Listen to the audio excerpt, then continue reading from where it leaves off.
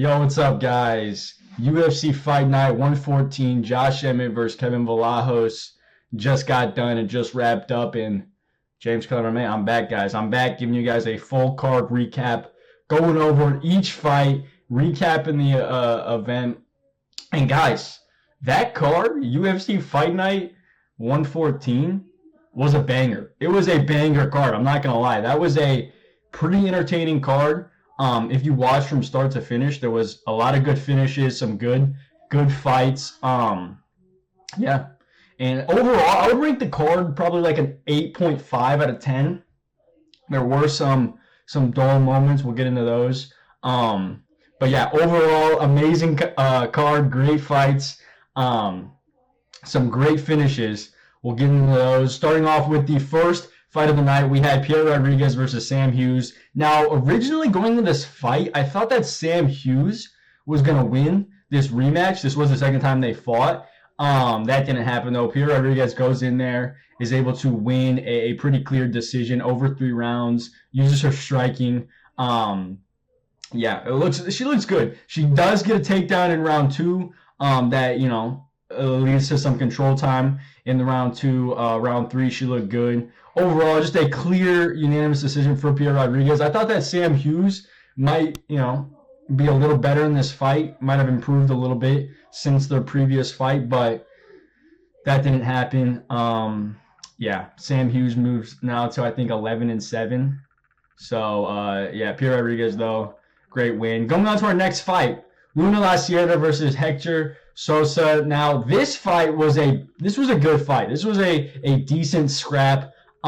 Hector Sosa looked good. He looked decent, but there was some moments in this fight where Luna La Sierra, was giving him some problems on the ground. It was looking a little bit, it was looking a little scary there for a second for Hector Sosa. Hector, though, he's able to win the unanimous decision. Dominate. He didn't dominate, but he's able to win clearly all 3 rounds. He looked good. He is a very, very clean striker. He was throwing a lot of, wild strikes, a lot of flying knees, a lot of spinning like kicks. He would look good. He looked good in there against Luna La Sierra, able to win the unanimous decision. I wonder how he does, look against the higher level of bantamweights. I don't know if he's going to be able to do that against, the next level at bantamweight. But he looked decent. And for Luna La Sierra, he didn't look terrible. He did get hit a lot in that fight. But, there wasn't any moments where he got hurt bad. He was able to get some takedowns. But I think that Luna La Sierra is just he's not really like on the level to compete with the contenders at bantamweight. He's not that good. He is a very good jiu-jitsu practitioner, but he's not, he's not good enough. That skill is not good enough to carry you at the bantamweight division. And Hector Sosa kind of proved that in this fight, winning a unanimous decision, clearly winning all 3 rounds. Maybe, winning two rounds to 1, but still. Unanimous decision winning for Hector Sosa. Yeah, decent fight, though. Decent fight. Next fight on the card. This fight, Bia Mesquita versus Montez Rondon. Now, Bia Mesquita, holy smokes. I'm surprised that did this win? This should have won performance of the night. I don't know if it did or not. But Bia Mesquita looked good. Goes in there, cracks Montez Rondon early on the feet with a big counter shot. Cracked her with a couple big shots, actually. Had Montez Rondon, wobbling on the chicken legs, doing the chicken dance. They kind of clinch, and, Bia Mesquita pushes her to the ground. Montez doesn't really know where she's at. Ends up on the ground. Bia Mesquita's landing big ground and pound. Ends up in mount. Landing big elbows in mount. Bia Mesquita looked good. Bia Mesquita is a problem at women's bantamweight. I had her winning this fight by first round finish, and that's exactly what she did. I did really, really good on my predictions on this card. I think I went 11-3, which last fight I got wrong. I really did think that, not last fight, the first fight, Sam Hughes, I got wrong. Last fight I got right. I thought Hector Sosa was going to win by a decision. But this fight, I got exactly right. I thought Bia Mesquita was going to win by first round finish. I had her by first round submission. That's exactly what she did. Gets her on the ground, landing big ground and pound, big elbows. Montez tries to, work her way back up to her feet, gets to her knees, and tries to sit up, and then Bima Squita ends up sinking in the rear naked choke, finishing her quick. Bima Squita is very, very good. She is a new contender, 7-0, finishes Rendon quick early in round one, looked good on the feet, looks good on the ground. We know that that's her kind of forte, is that BJJ. She has all those grappling matches. She does have a lot of submissions. So I think that Bima Squita might be a problem at women's bantamweight. We'll see how she does when she gets into a fight against a woman who's maybe gives her a test, gives her a challenge. But either way, though, Bima Squita, we love to see it. All right, guys, coming on our next fight. Stand up now and face the Eric Anders versus Brad Tavares. This fight was a certified banger. Certified hood classic. We love to see Eric Anders and Brad Tavares scrapping it out. A lot of people were saying, these guys are both 38. These guys are not gonna, they're not gonna scrap it out. What are we talking about? These guys? Nah, they scrapped it out. I mean, there was some boring moments. Eric Anders went in there with the game plan of he was shooting a lot of takedowns, and he wasn't really getting a lot of takedowns because, as we know, Brad Tavares has great takedown defense. And I was wondering what Eric Anders was doing, shooting all these takedowns, but that game plan ended up working in his success. He was shooting a lot of takedowns, and then at the end of round one, he ended up hurting Brad Tavares with a big Eric Anders power shot, dropping Brad Tavares. I thought he was going to finish him. He was hurting him, cracking him with big shots at the end of the round. I'm surprised Brad Tavares survived that onslaught. Brad Tavares, what a chin on him. But all the way up until the end of round one, until the last second, Eric Anders was landing big, clean shots on Brad Tavares. Round two, the commentary, Dominic Cruz. Dude, Dominic Cruz might be the worst commentator of all time. He literally just says stuff that is not happening. He just says the most stupid, random bullshit out of his mouth. He was saying that Eric Anders is going to come out gassed. And I was hoping that wasn't going to happen. And round two, Eric Anders does come out, kind of with the same game plan, looking for the takedown, throwing shots, throwing combos to lead into the shot. And Brad Tavares actually ends up dropping Eric Anders with a big counter shot of his own. Eric Anders ends up on his face. It was not looking good. I thought that this, it might be the end of Eric Anders. No, Eric Anders ends up recovering. I think he works his way back up, gets a single leg. They end up on the ground. Eric Anders ends up recovering. They make it to a round three, 1-1 going into round three. Eric Anders then, puts it on him. He puts it on him. He ends up getting a takedown in round three, secures a takedown. I'm pretty sure he secured a takedown earlier on in the fight. He says he has 3 takedowns, 3 of 9 on the takedowns. And round three was, all Eric Anders. They were both kind of gassed, both kind of tired, and Eric Anders was able to get that takedown, able to sway the judges' scorecards, win the unanimous decision, 28-27 for Eric Anders. Just a beautiful way to see Eric Anders send off his career. He retired at the end of the fight. Now, we knew he was retiring, but just a banger way to retire. The classic Eric Anders way, having a war to end his career. We love to see it. Shout out your boy. Okay, guys, coming on to the next fight on the card. Balaji Okoki versus Manuel Sosa. This fight was another certified banger. Holy certified freaking hood classic banger. These two guys went to war. These two guys were scrapping. On the total strikes, Balaji Okoki landed more. It says that he has 108 to Manuel Sosa's 86. And yeah, they were both landing on each other. This was a scrap until the final minute of round three, where Manuel Sosa ended up finishing Balaji Okoki. Round one, it was kind of close. I had Manuel Sosa winning round one. They were both landing on each other, but the power of Manuel Sosa was the big difference in this fight. He was hit every time he would hit Balaji Okoki. You could see the power. You could see the difference in the shots. Yeah. So round two, you could give the round to Balaji Okoki. He was landing a lot on the feet, landing more shots. Honestly, I had it going to Manuel Sosa just from the difference in the damage done on the feet. But going into round three was all Sosa, Manuel Sosa. He was landing big shots, looking good, looking clean, looking crisp. Hurts Bellagio Okoki with a big shot on the feet. Bellagio is hurt out on the feet. He's stumbling backwards towards the cage. Manuel Sosa grabs his hand and then boom, hits him with a big shot, stiffens him out cold.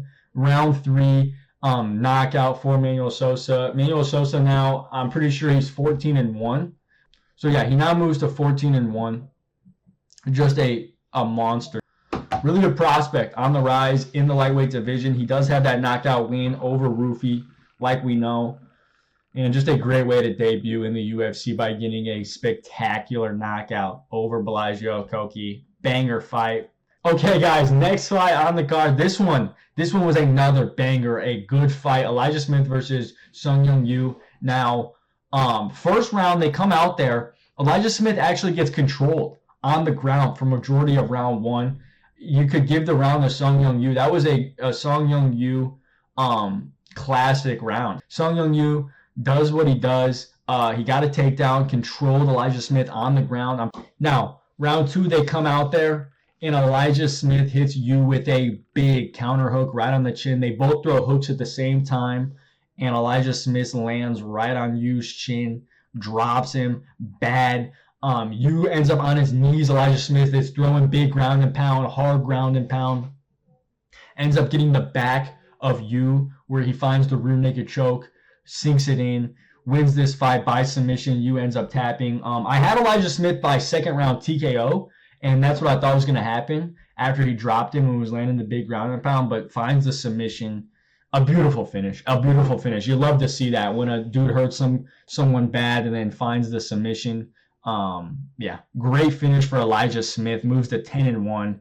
We love to see it. Coming back after losing the first round. We love to see Elijah Smith win, especially Elijah Smith finish. We love to see it. Okay, guys, coming on to the next fight.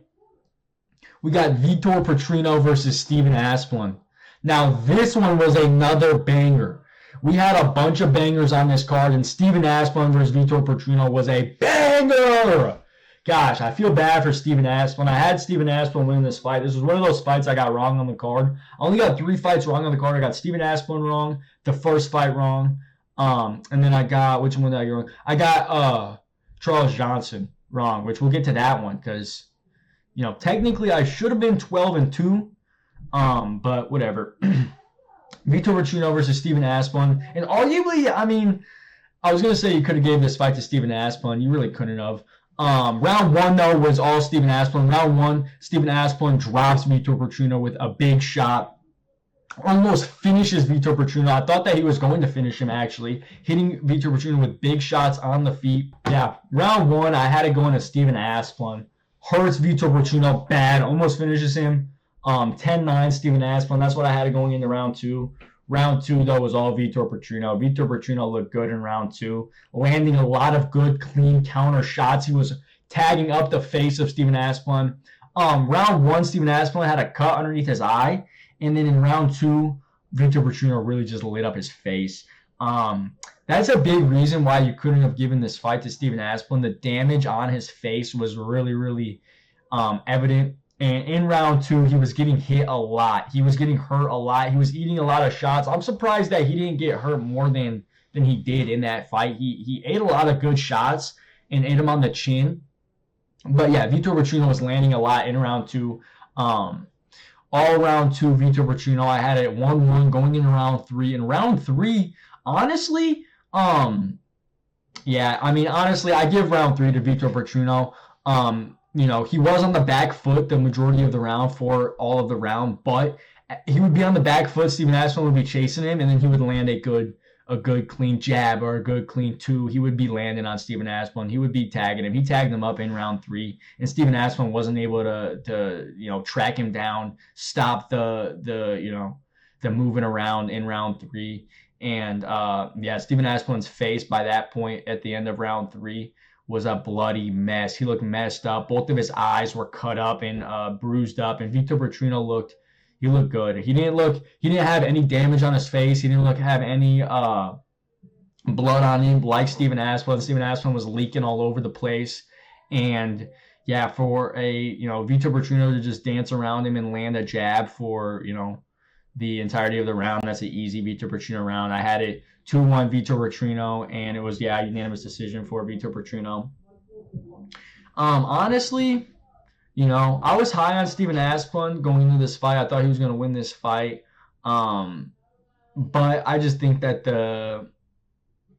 the prospects at heavyweight are very scarce. Even Vitor Petrino, I don't see him having a run at heavyweight. He might do well. I'm starting to think they might need to just bring up everyone from 205, because I was thinking in there, if Khalil Roundtree was fighting both these dudes, he would literally smoke both of them easy. But I don't know.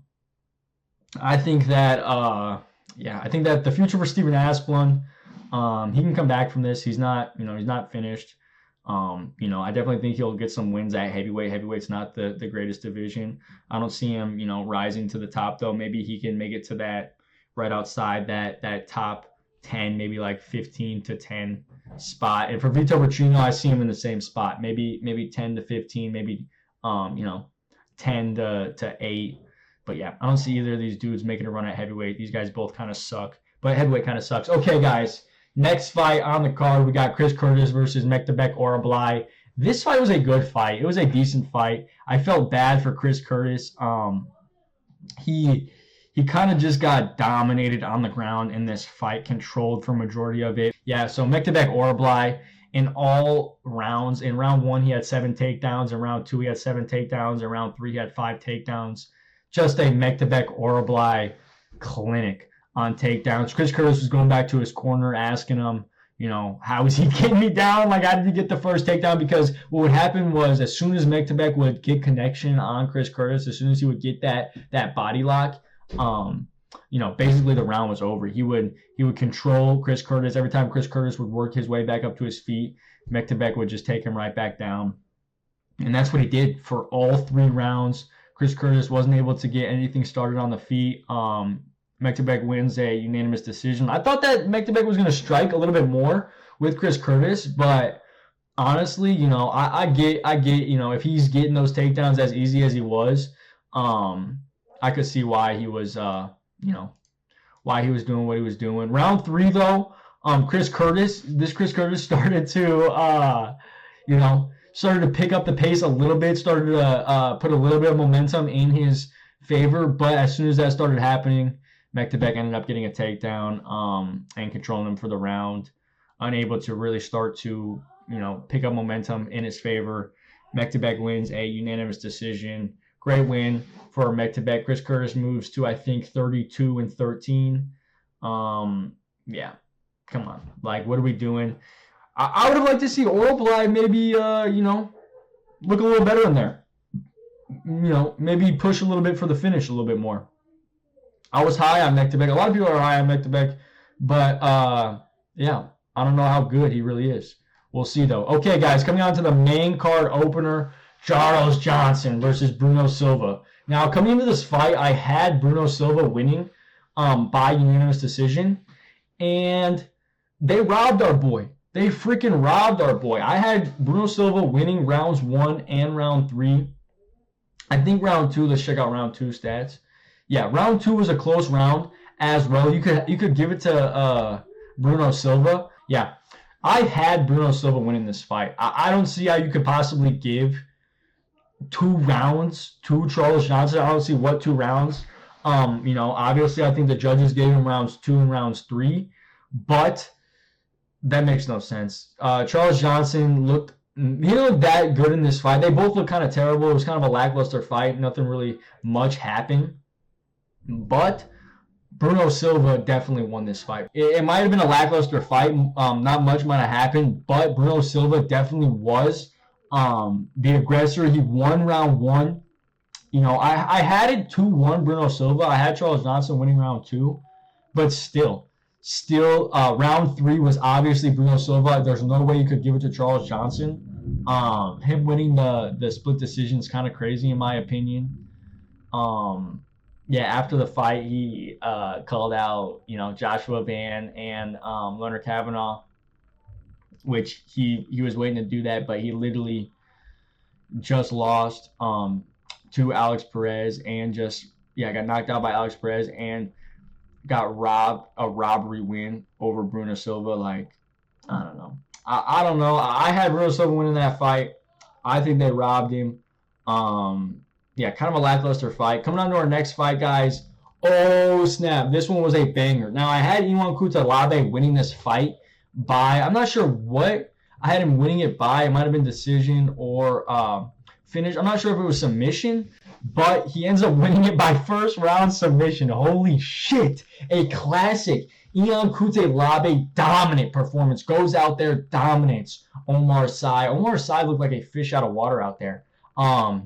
He looked kind of bad, and I thought that was going to happen against Iwan Cutelaba. Omar Sy kind of hasn't been tested. He has that loss against Alonzo Minifield where he got unanimous decision lost. And in this fight, Iwan Cutelaba went in there and put on a dominant performance. So they end up in the ground in round one, and Omar Sy is looking for a heel hook on Iwan Cutelaba.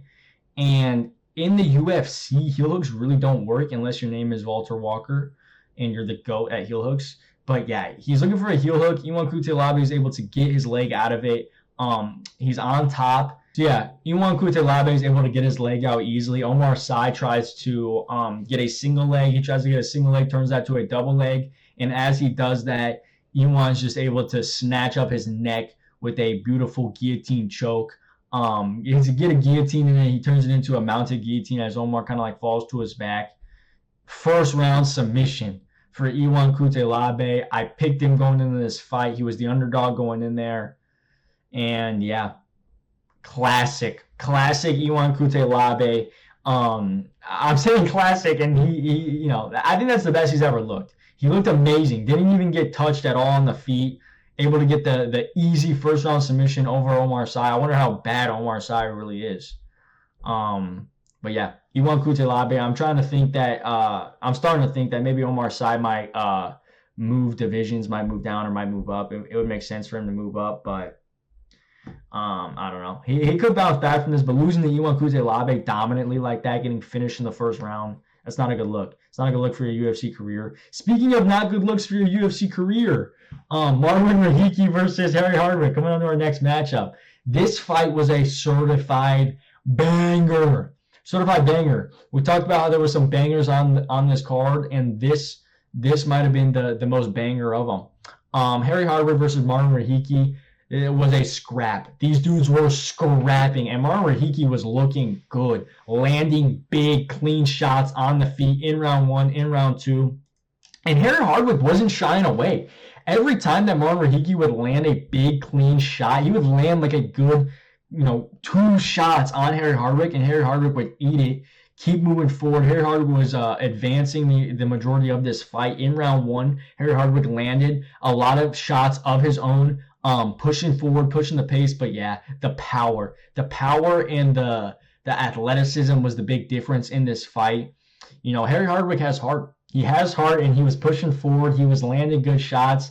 But every time Marwin Rahiki would hit Harry Hardwick, you could see that it was damaging him. It was hurting him because he was cracking him. Oh my gosh, he was hitting him with good, clean, big combos. There was a lot of times I was watching, and I was like, damn, I don't know how Harry Hardwick is able to eat these big shots and not get, rocked or stumbled. He would, there was a couple times where he got hit with big shots and he would, start stepping back towards the fence, but he would still throw shots of his own, and he was landing good shots of his own.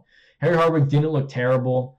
But yeah, the striking defense, striking defense was a big problem, but it really just, he was fighting a young, undefeated contender, quick, fast guy, and Harry Hardwick wasn't able to, avoid the shots on the feet. He got tagged up in round one.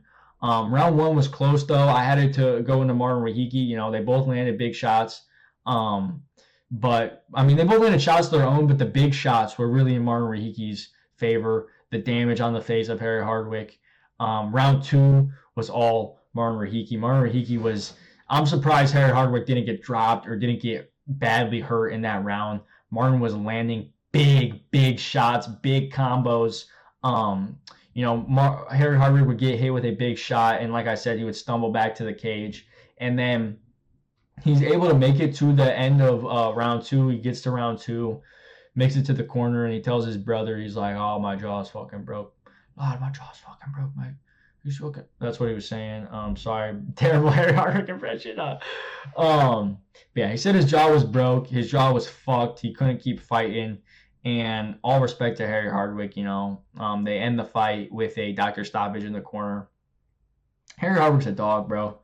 He's a dog. Starting his UFC career off getting butchered, though, in 2 fights. His first fight, he got leg kicked.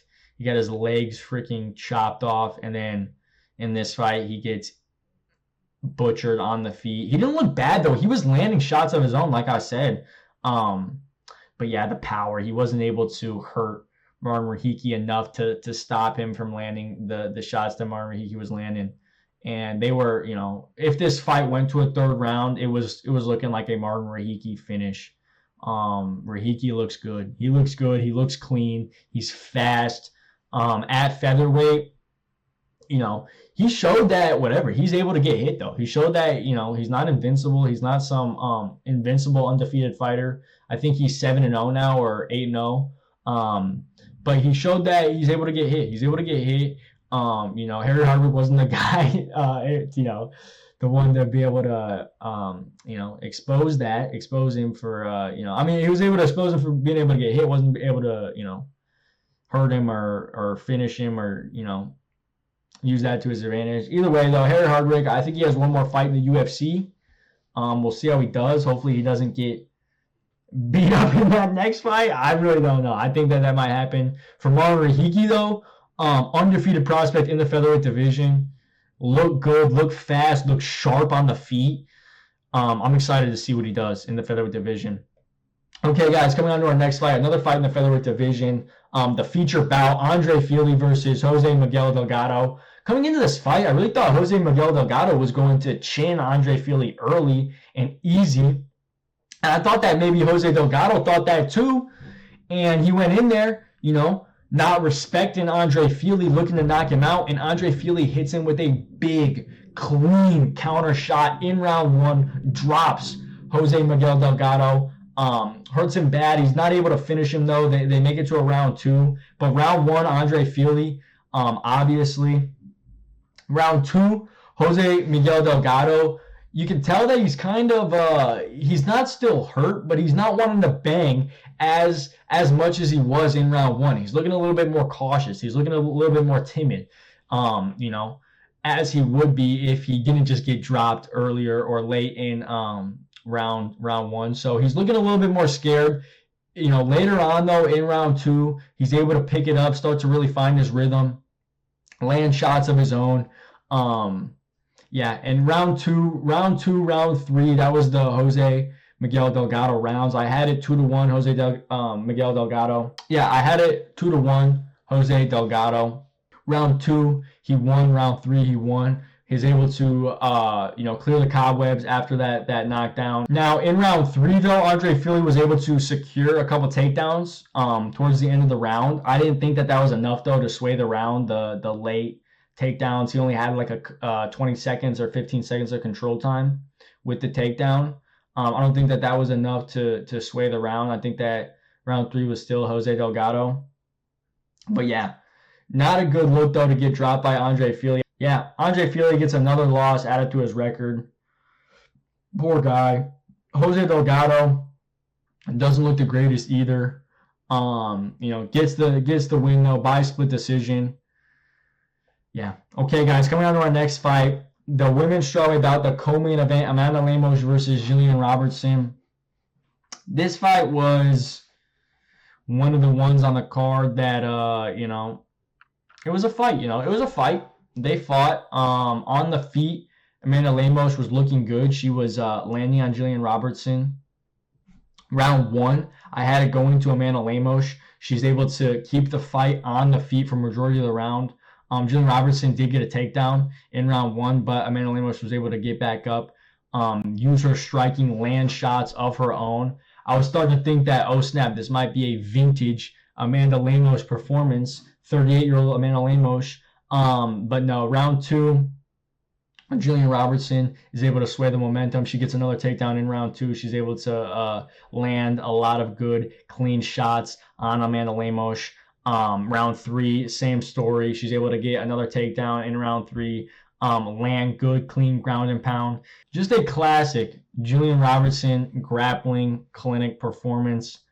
Controls Amanda Lemos on the ground, lands some ground and pound enough to win the rounds. Wins 2 rounds out of 3, in my opinion. Round 3 and round 2 going to Jillian Robertson.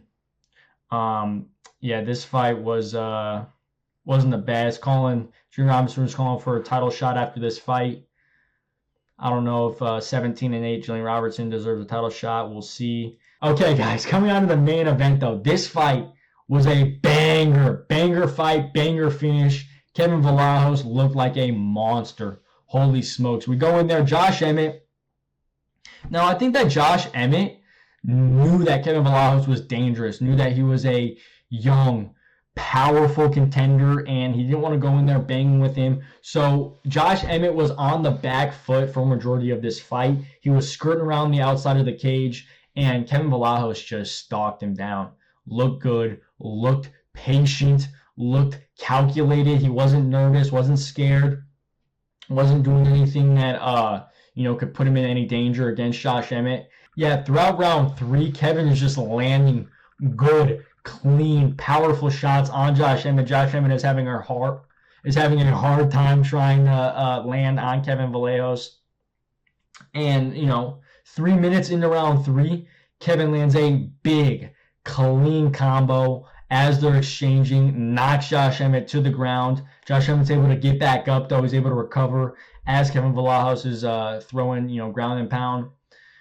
He's on the cage, though. You can tell that this is the end. You can tell it's the end for Josh Emmett. Kevin Vlahos finishes him, drops him again with another big, clean shot. Yeah, Kevin Vlahos looked good. Holy smokes, Kevin Vlahos.